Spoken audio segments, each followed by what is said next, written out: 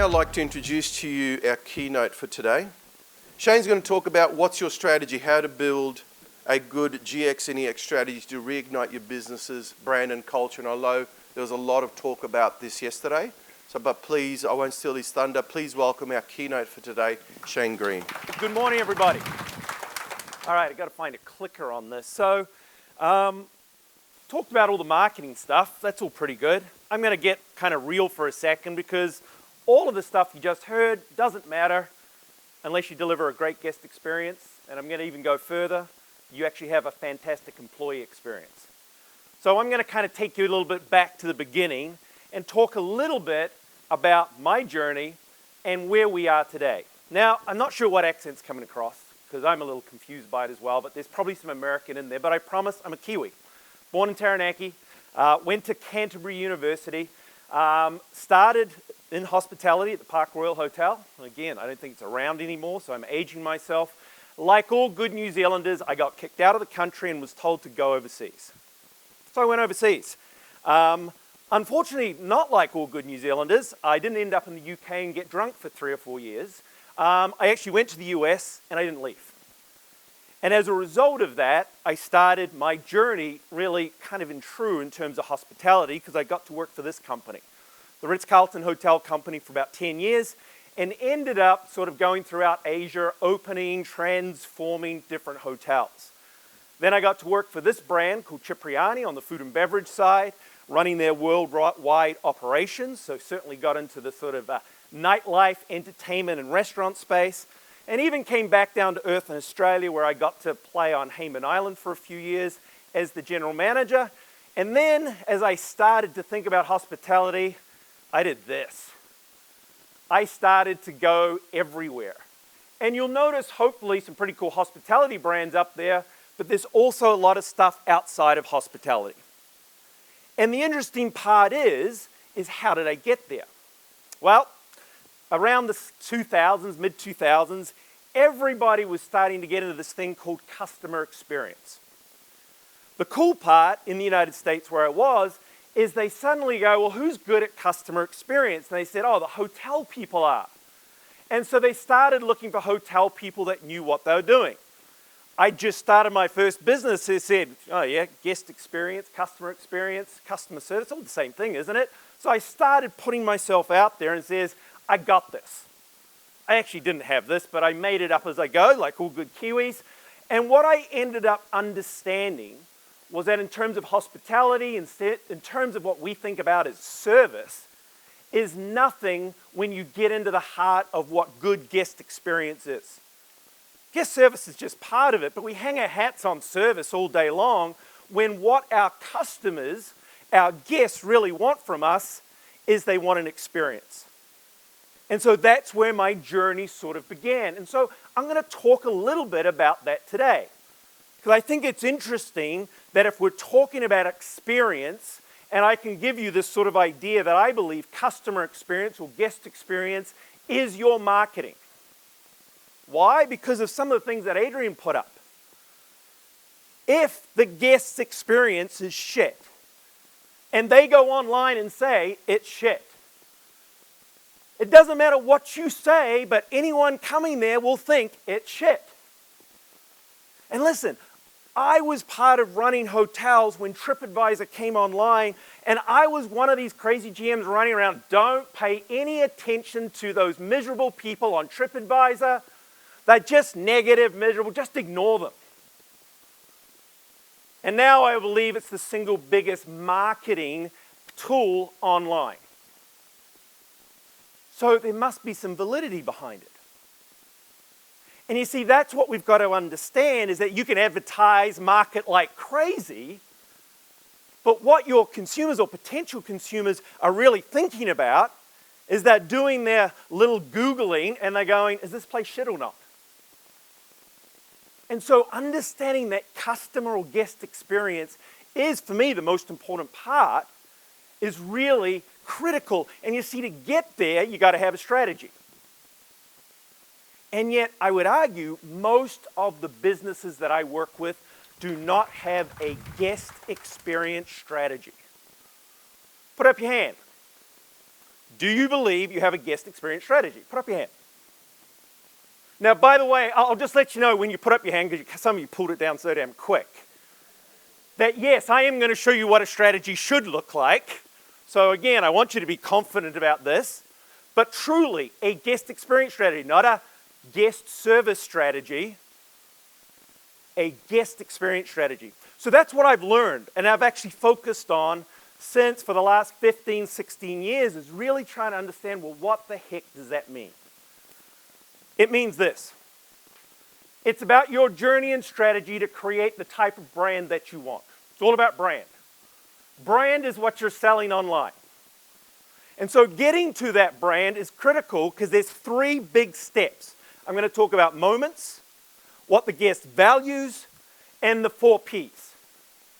And you need to understand all these things to have a guest experience strategy.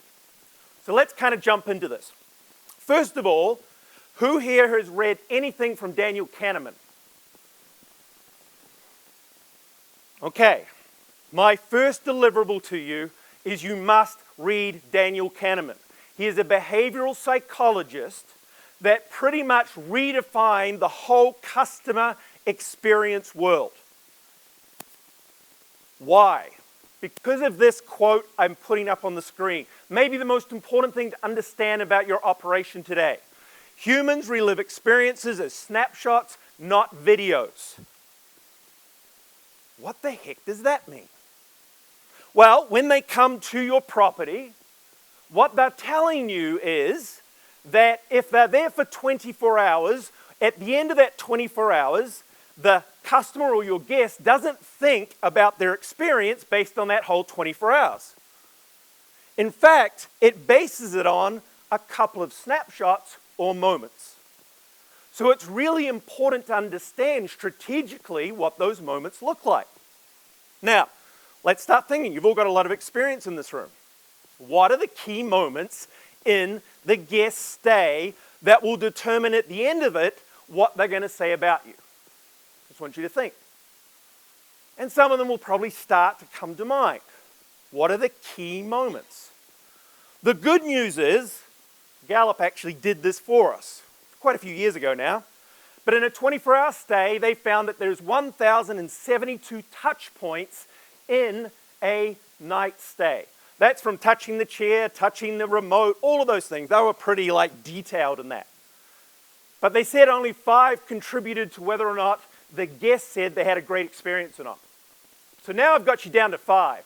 What are those 5 moments? And again, you start to use your experience and you can probably guess what they look like. Arrival, front desk, room, what I'm going to talk about, which is the peak emotional moment, and a departure. Nothing too shocking there. By the way, that excludes restaurant. All right, completely different piece. Now, why do I put those up there? Well, listen, we've gone through heck and beyond the last 2 years. I've actually been back in New Zealand now for almost 2 years, and I've been visiting lots of hotels. And I know that it's been so damn tough, and you've had to make really tough decisions about not staffing, what do you give, what do you not do, all of those things. I get it. What scared me was when hotels cut on these 4 or 5 things. I can't tell you how many times I turned up on arrival at the hotel, and in the driveway, coming into there was no one there to kind of direct me. I was at a hotel a couple of months ago, and again, I came up behind an elderly couple that were checking in, and they were obviously quite excited about it, pulled up onto the drive, got out of my car, and they were there on the driveway arguing. Now, what were they arguing about? Well, the gentleman, there was no way in hell he was leaving the keys to his car in his car. He was like, where do I put the keys? There was no one there to direct them. And here's the thing, I actually knew this hotel, so I actually knew you could go into the front desk and give them your keys and they'd take care of it. But they started off their experience with him going, there's no way in heck I'm leaving my keys to my car here, not happening. And his wife was going, yes, we'll work it out. That was the start of their experience. Now, my sort of piece to you is like, hey, that doesn't mean that you have to have someone standing out on the driveway, because that's not very economical. But why couldn't the hotel send me a note and any other guest beforehand and say, hey, if you're driving up, take your keys, come into the front desk, we'll take care of it. But no, they hadn't done that, so the start of their experience was shit. They were probably ready for a great night out, and they were arguing on the driveway about where to hold the keys. Don't cut on arrival. Be smart about it. Your front desk. Again, think about it. Obviously, you probably have someone at the front desk. But again, are they set up for success? And again, unfortunately, over the last sort of couple of years, when we've had someone at the front desk, they've got busy, they're sort of learning as they go, it can be quite stressful. Don't cut the front desk. Room. There's 3 things a guest does when they walk into a room, pretty much every time. They go into the room, they look at the view, sit on the bed, and they turn on the light in the bathroom. Pretty much everyone does the same thing. Listen, we can't control the view.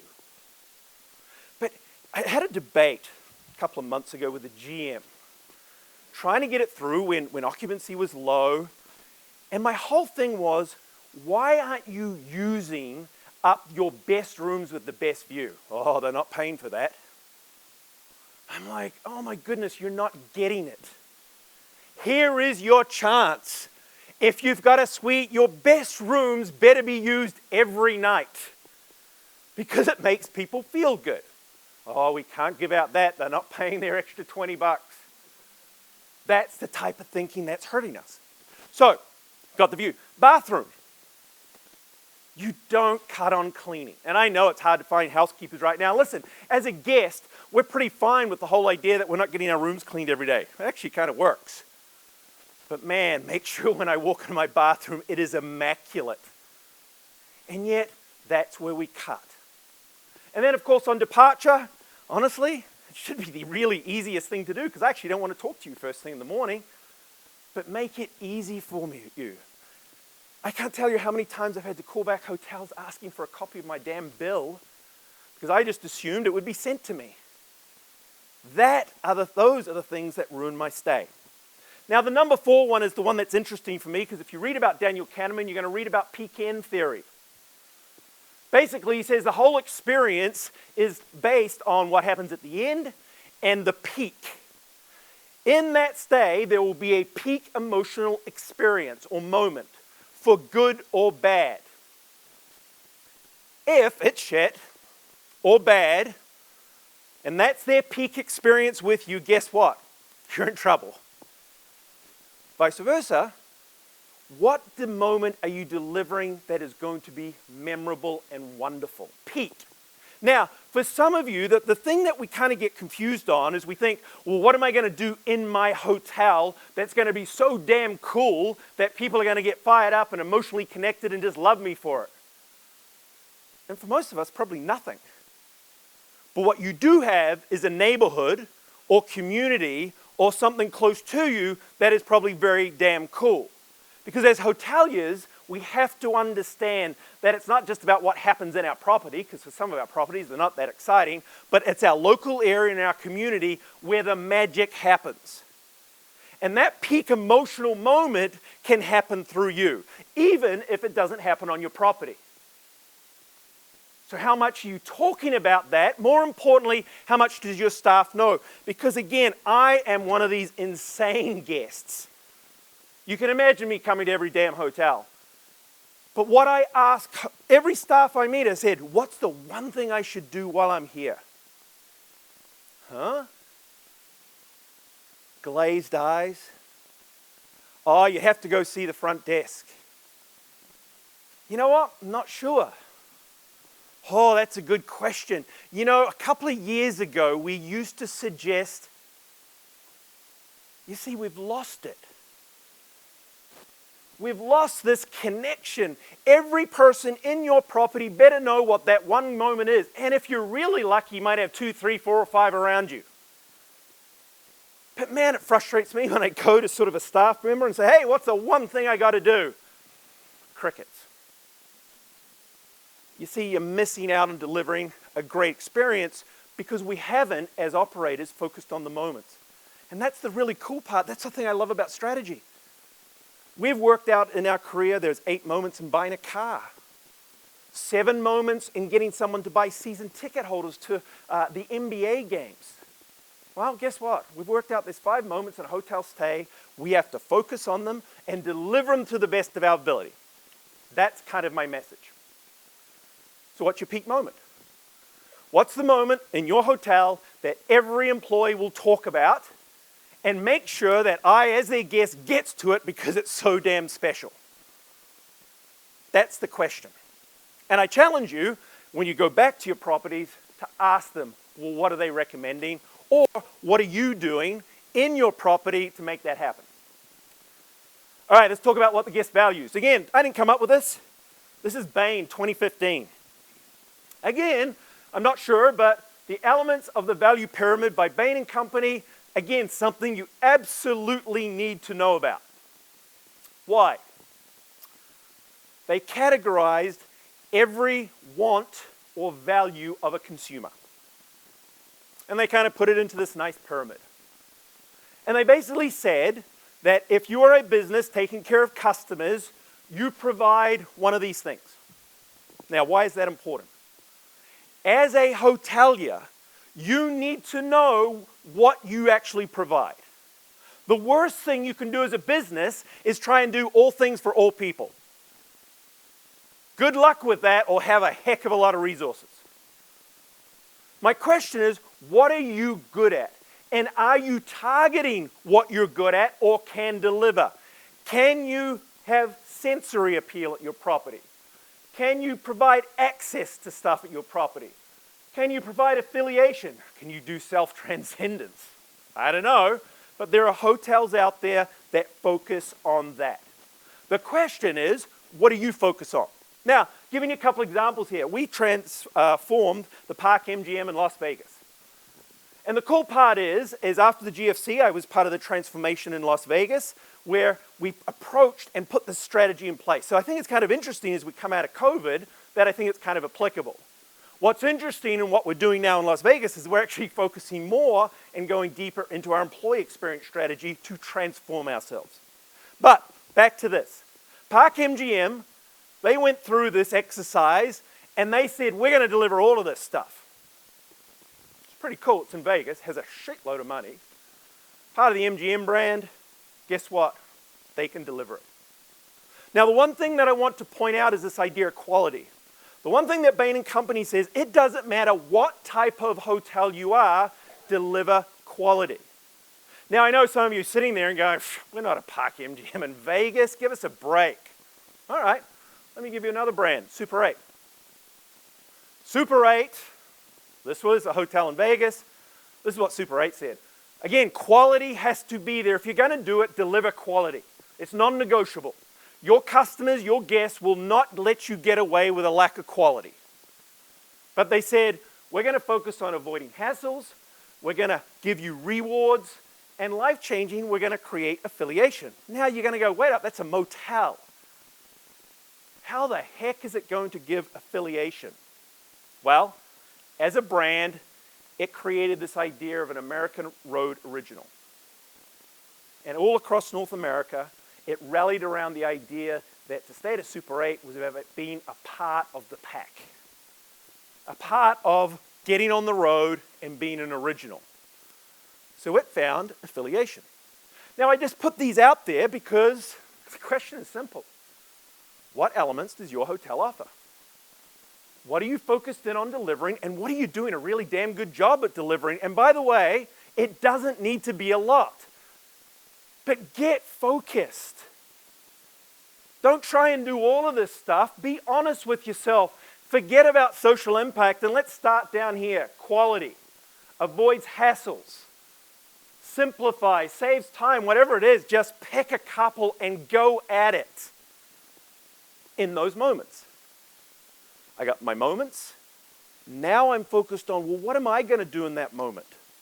Well, you know what? I'm going to be really simple. I'm going to be hassle-free. I'm going to do everything on my phone. You don't even have to talk to people. If that's what you decide your strategy is, then do it. but don't do all the things. Once you decide on that, now it comes down to the 4 Ps. Product, place, process, people. I'm sure you've all heard about that because I've heard about the 4 Ps since the moment I went into hospitality. This is how we deliver our moments and deliver the guest value. It starts with our product. Our product is the rooms. And for some of you, it'll be your restaurant, maybe a spa, but let's just focus. The product is your rooms. You can become really obsessed with your rooms when what we want you to understand is it has to be an experience. The rooms are just a reason for turning up. And in many times, it might not even be turning up to hang out at your hotel or attend a conference or anything like that. It might be just to get somewhere else. I said keep your rooms clean, but don't become obsessed with the idea that what we do is put heads in beds. You've got to look bigger, we've got to create experience. Place. Place is everything in your property that connects the rooms. So if you only have rooms, it's your hallways, it's your elevators, it's your lobby, whatever it is. If you've got a restaurant, it's how do I get from my room to the restaurant, and anything in between, meeting rooms, etc. The piece that I want to stress is place is about the sensory experience. As a guest, when I go from my room to the lobby, in your elevators, when I go and walk around your property, what really gets me and stands out to me is what I see, what I smell, what I touch, what I hear. And you've got to start asking yourself, pay some attention to the sensory details. Cleanliness, maintenance. As an operator, how often do you walk your property every day as a guest? What am I smelling today? Gosh, something's off. What am I hearing today? Oh shit, construction's going on down the street. All right, how are you going to deal with that? You're responsible for sensory. And again, this is where we get into music and you get flowers, you get all these nice things you may or may not be able to afford. But don't have anything that takes away from my experience. Process, I don't care if you're a 5-star luxury hotel all the way down to a 1-star whatever. The thing I've learned in our industry is all the processes are kind of the same. There is nobody really doing anything out of the ordinary once you sort of take that tech into, so just make sure your processes are right. But this quote for me has always been so important. Just remember, perception is 2 parts heart, 1 part brain. And I want you to apply that because for me, that is the best definition of customer service I have found and I give to you. The best. I'm into service now, not experience. Perception is 2 parts heart, 1 part brain. What is it telling us? Well, let me just change it. Your guest perception of your business or brand is 2 parts heart, 1 part brain. Let me put it into math sense. To get 100% on your service test, it is 1 part brain, what you deliver to me, and 2 parts, how you made you feel in the process. So, for those of you that get really geeked out and overly processed, if all you deliver to me is the transaction, then you get 33 1/3%. But if the person that gives it to me has crappy attitude, doesn't give a damn, or acts like a robot, then guess what?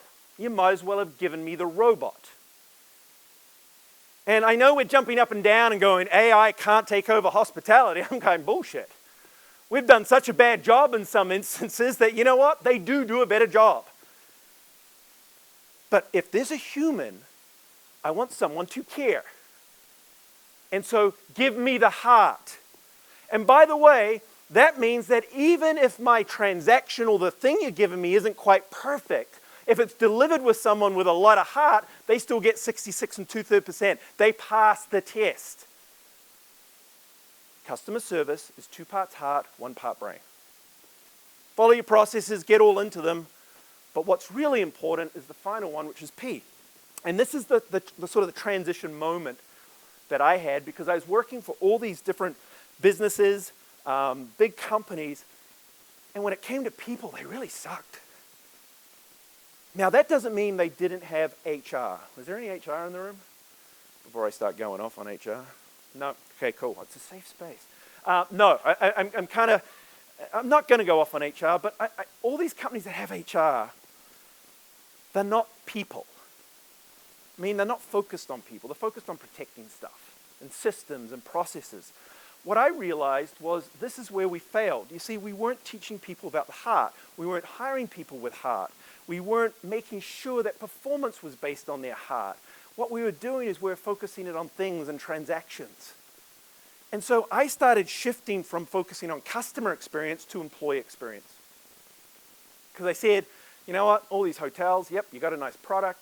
Yep, processes kind of look the same. Yeah, the place is pretty good. This is where the opportunity sits. And so that's what I want to sort of shift into for the second part of this is go, I want to ask you about your employee experience strategy.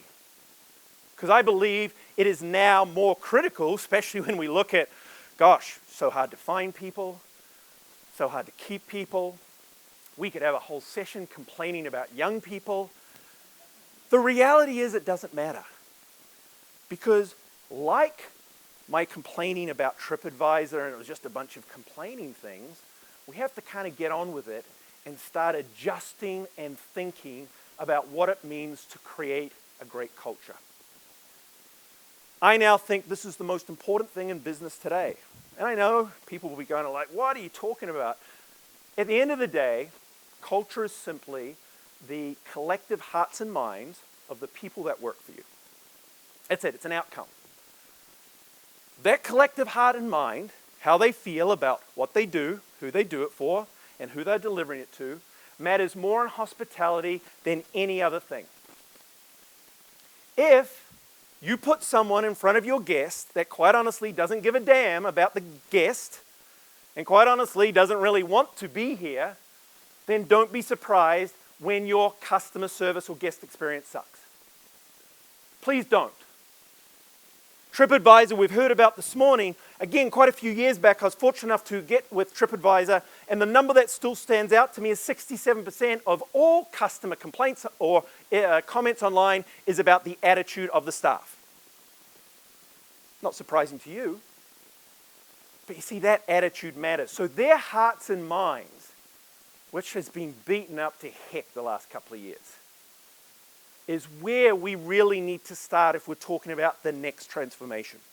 And that's why I find it interesting, because we're working in Las Vegas while I'm sort of here and hospitality in the US, and everything we're focusing on is not about how do we reimagine the guest experience, it's all about reimagining the employee experience. Because as we're learning, we don't have employees. What do we have? Some nice buildings, stressed out managers running around trying to hold this shit together, and it's not a sustainable model. Company culture is the result of your employees' experience at work. It's how they think and feel. It's what you do for them.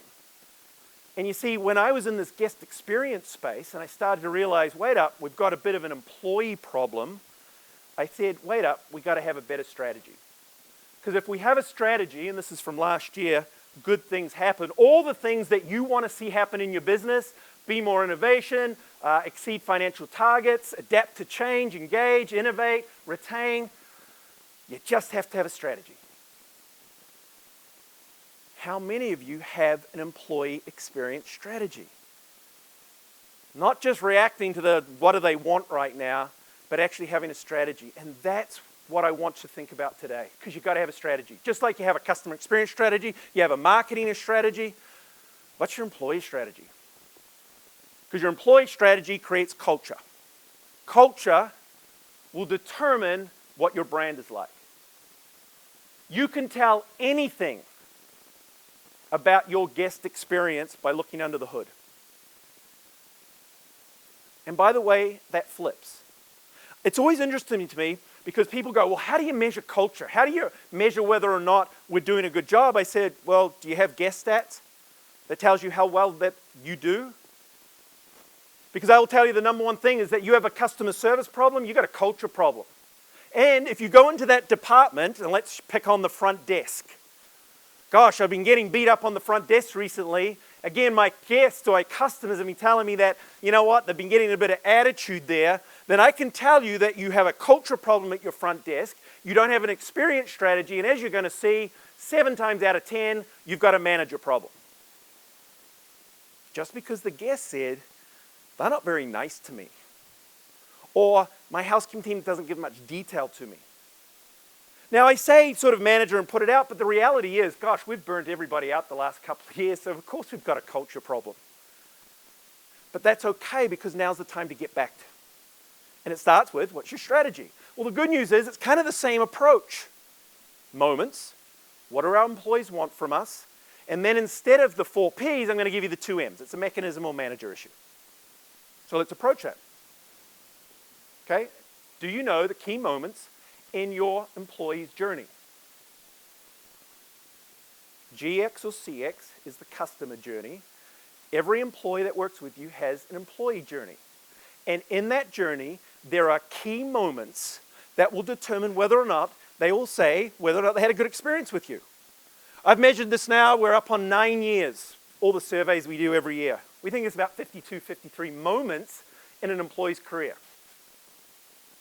It's a lot about that. I can tell you, though, there's 9 moments in an employee's day. 9 moments that determine whether or not an employee gets home and says to their partner, I had a good day or my day was shit. And if there's enough shit days in a row, they're going to start complaining online, they'll just disappear and not come back to work. All these things happen. But again, it's about moments. And you see, this is why I think it's so important, because I meet so many managers who are trying to do everything and anything for their staff, and they think they always have to be on and always giving them hugs, warm fuzzies, and all of those things. And I go, no, it's about 12 to 15 minutes a day per employee. That's what they need from you. It's called leadership. 9 moments in an employee's day. We've mapped it. We go back. We test this over and over again. What does an employee want each day? Well, they want to know, was I welcome to work? Was someone happy to see me? We laugh, but I can tell you for a lot of employees, they don't get welcome to work. Something so basic as that. So what we say strategically is, hey, managers, you know when your employees are walking in, your housekeeping team's coming in for that, get down there and spend a minute and say, I am so happy you guys are here today. High five. That's cool. Yes. We laugh, but we don't do it. How do I know that? All those hotels that I've been going around to, I keep asking these questions. That is really basic and so easy to deliver on. Second one, do I have the technology tools to do my job today? Gosh, we stress our workers out by not giving them the right stuff. You know, we don't have enough pens, we don't have enough towels. I get it, it's been tough. You've got to manage budgets, but damn, give them the tools to do the job. Front desk, arrival, room, the areas that matter, do not cut on that. Your number one job as a manager is to make sure that those housekeepers have everything that they need and it's ready to go. I used to be a housekeeping director.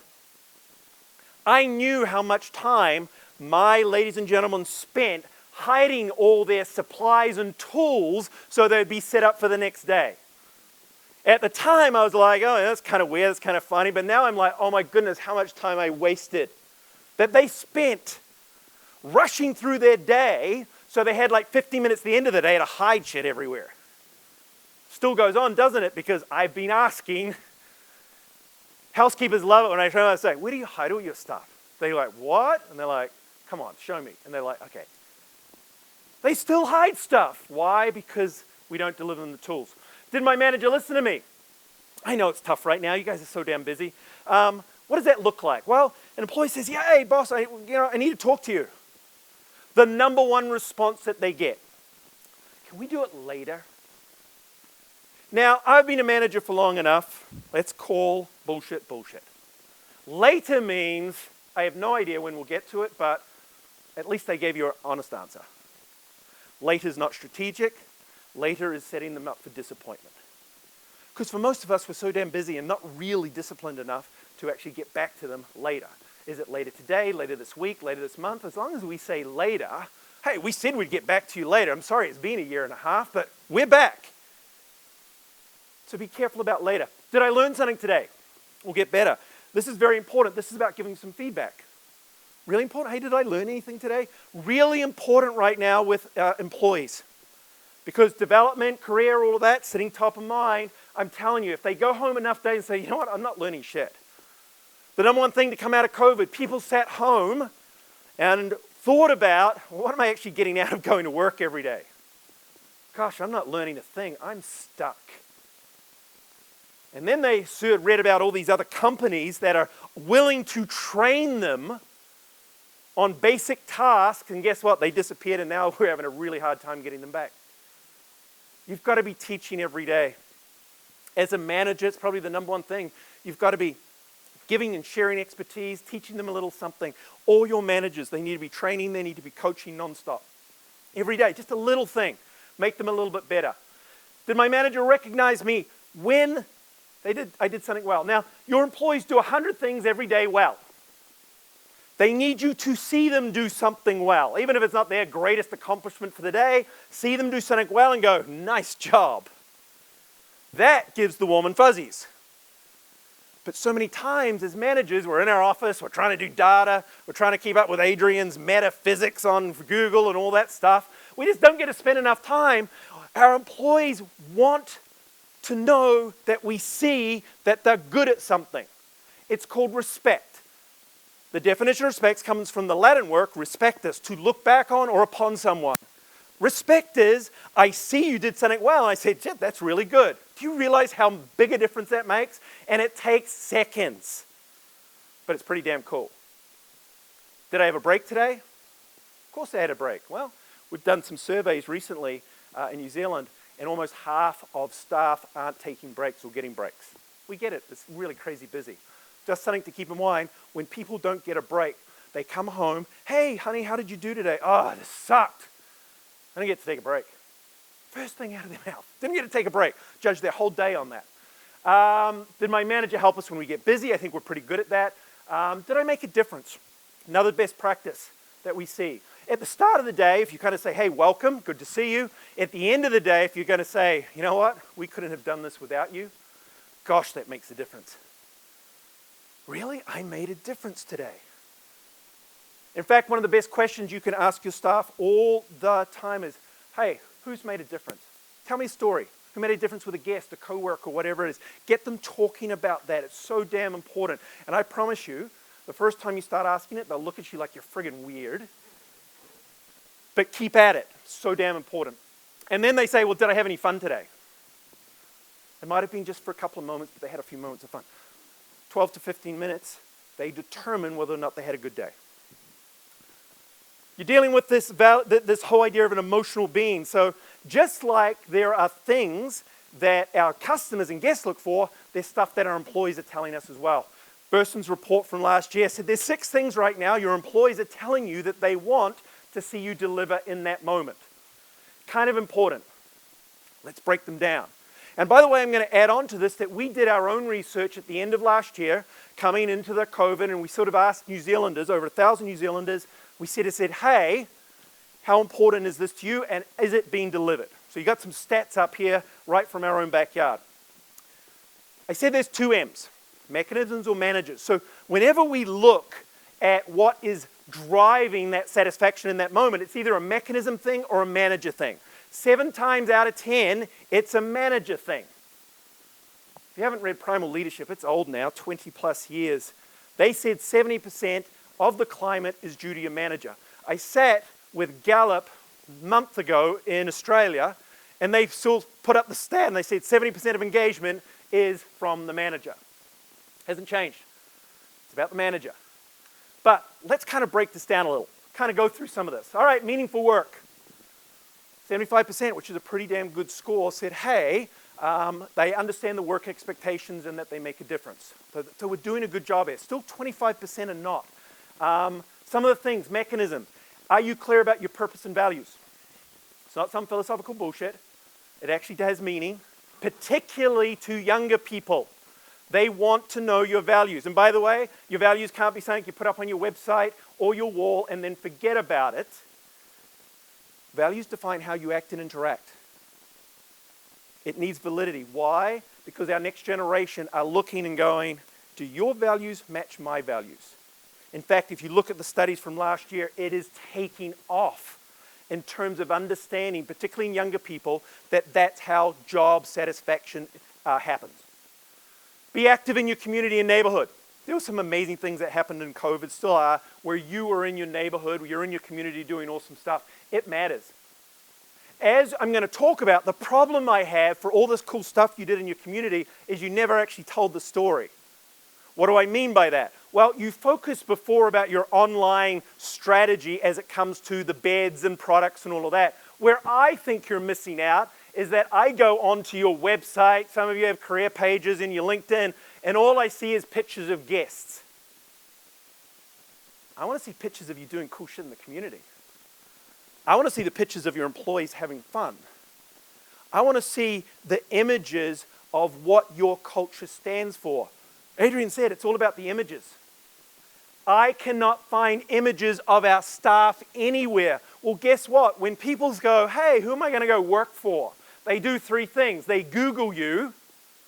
All right, what have they done recently? Those community articles that you get published, really good for you. But again, I know us New Zealanders, we don't like to toot our own horns. We don't like to tell our own stories, so we just do it quietly. We got to get over that.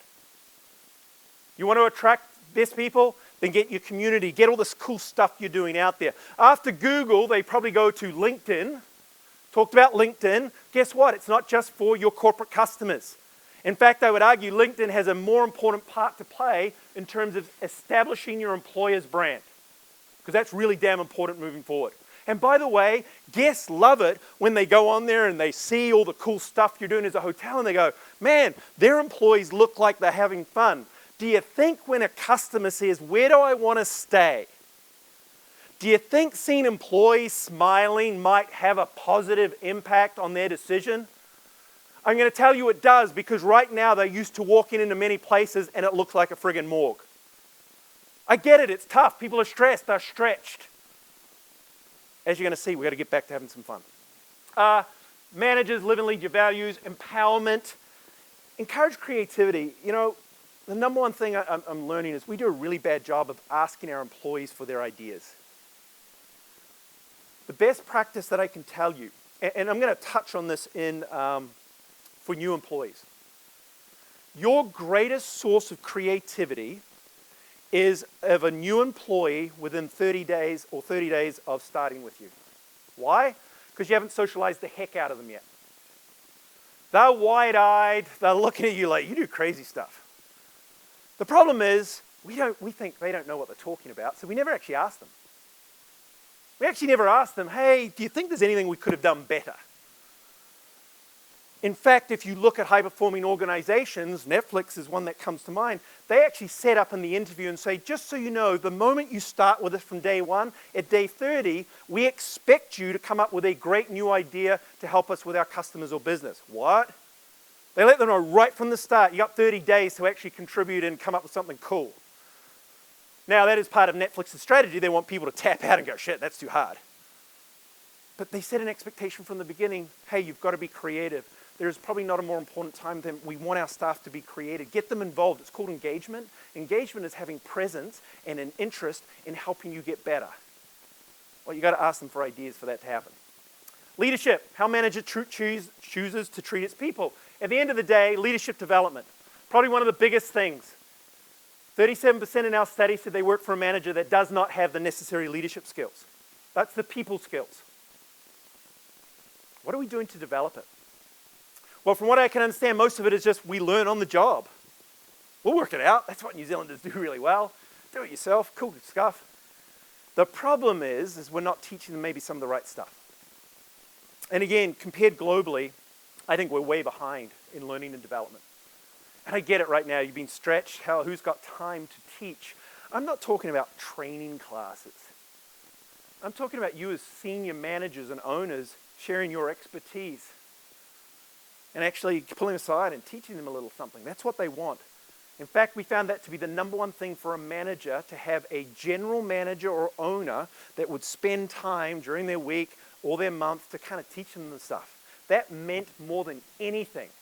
But unfortunately, a lot of our senior managers are hidden in offices because they're so swamped. Be available and help out. I think we're damn good at that. Set the example of how to behave. You know what? Make sure we're doing the right thing.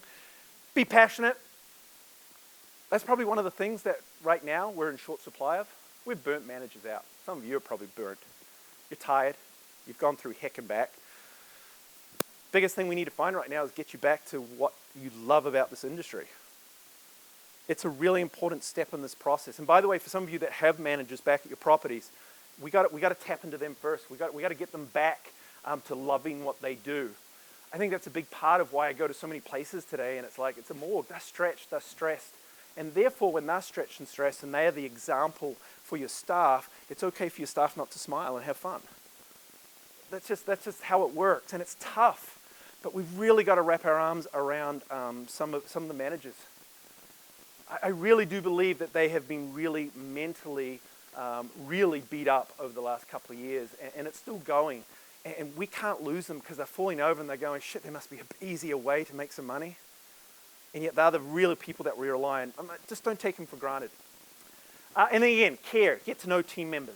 It doesn't take too long, but managers that take at least 15 minutes a month to sit down over a coffee that says, hey, let's want to catch up, what's going on with the family, what's passions, how's school going.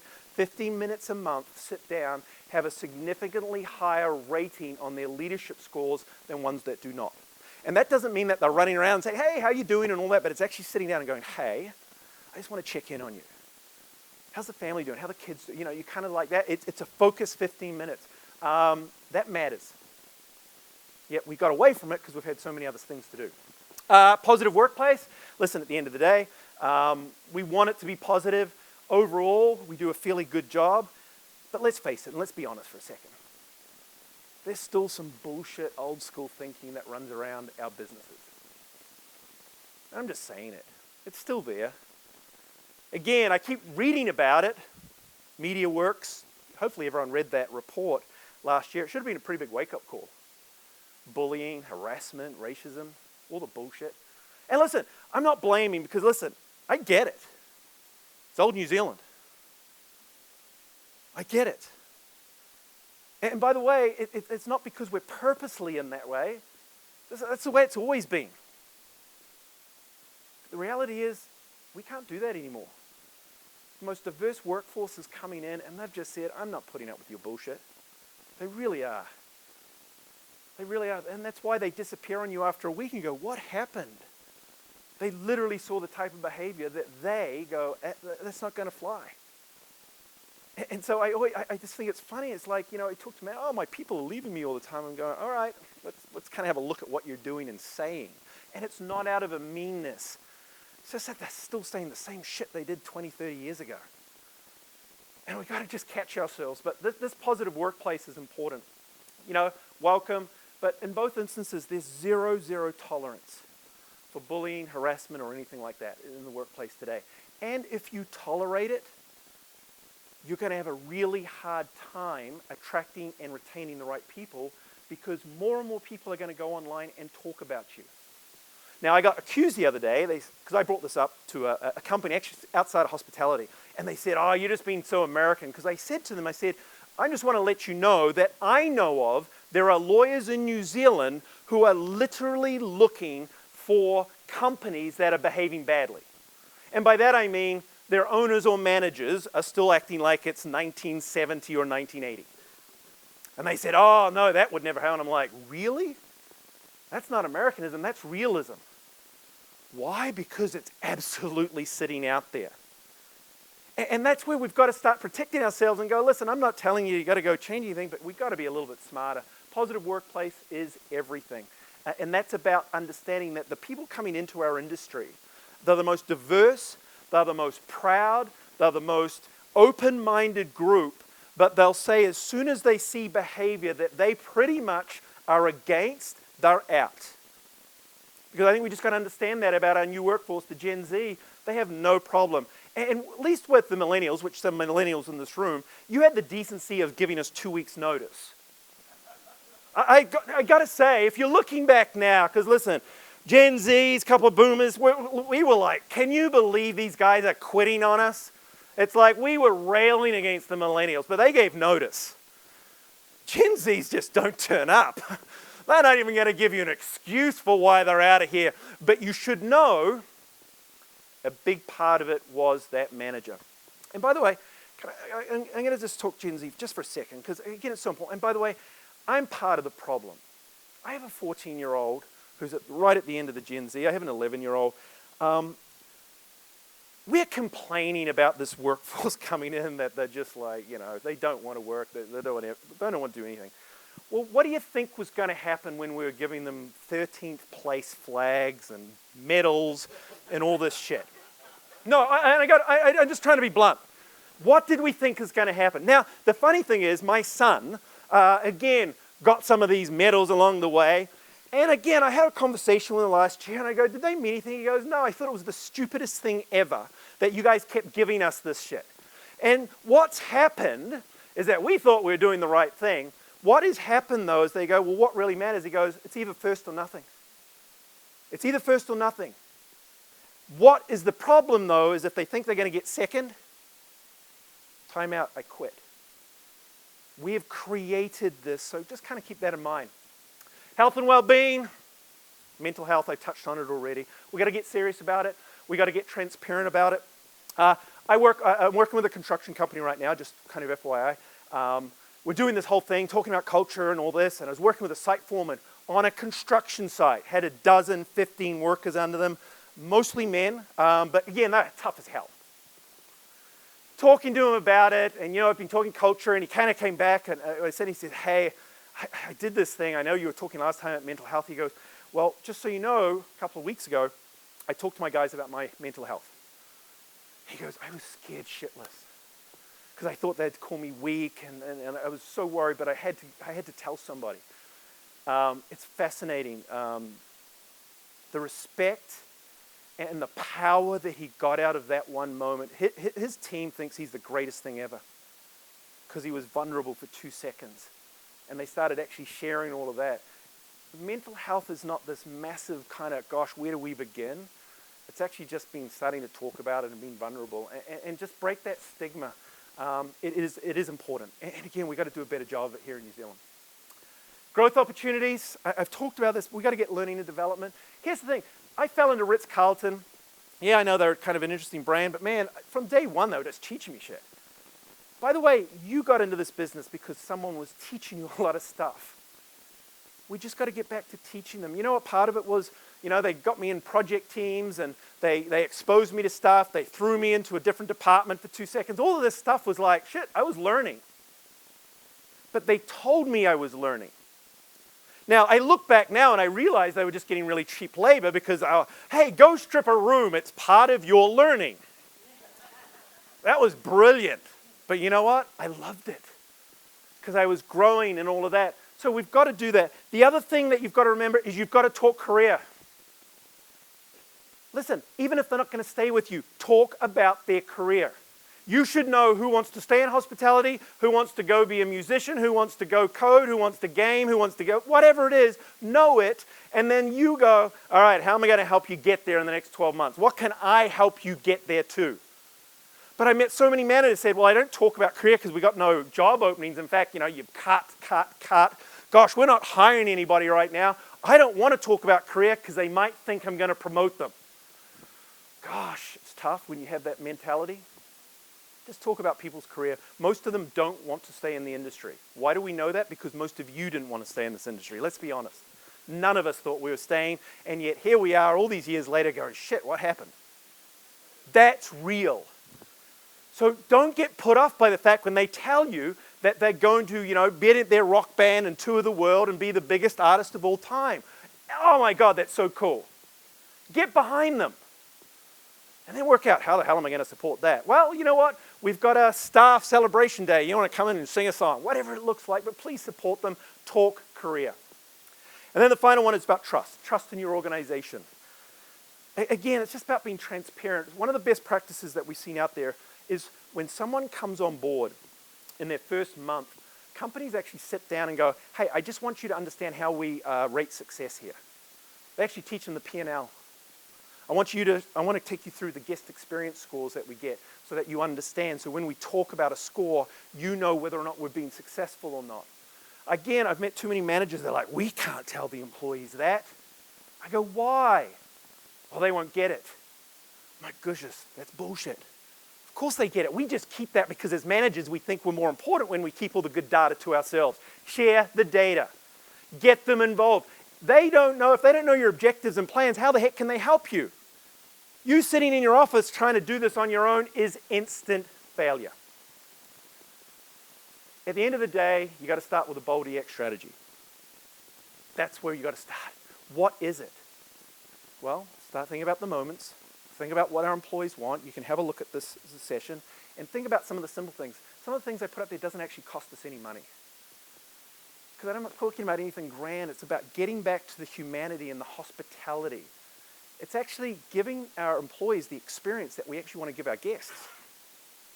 It's the old adage, how the heck can we expect our employees to smile at guests when we can't do that to our employees? And see, that at the end of the day is where I want you to think. And that's why this moment and this opportunity I think is so awesome. We've gone through shit. We're coming out the other side. It's been tough, we're tired, I get it. This is the exact moment, though, that we get to change.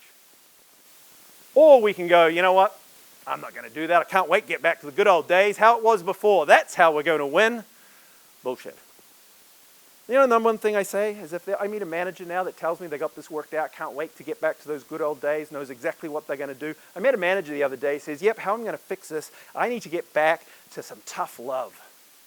I've been holding off because I didn't want to hold people accountable because I was afraid that'd leave. I'm getting back. I'm like, oh my goodness. No, you need to get back to love. Start treating people with humanity. This is the moment to change. And remember, this is not something that comes out of COVID. This is actually the lesson of all time. It's evolution. It's not the strongest, not the most intelligent. The one that survives is the most responsive to change. And when you talk about hospitality right now, those of you that have already started that process, have a strategy, will be successful. And in fact, the ones that had a great culture before COVID still has a great culture, and they came through this just fine. Again, ladies and gentlemen, hopefully that was some good insight. Again, think about your guest experience. Really start with employee experience. And remember, the two things is culture and brand. Thank you very much. Ladies and gentlemen.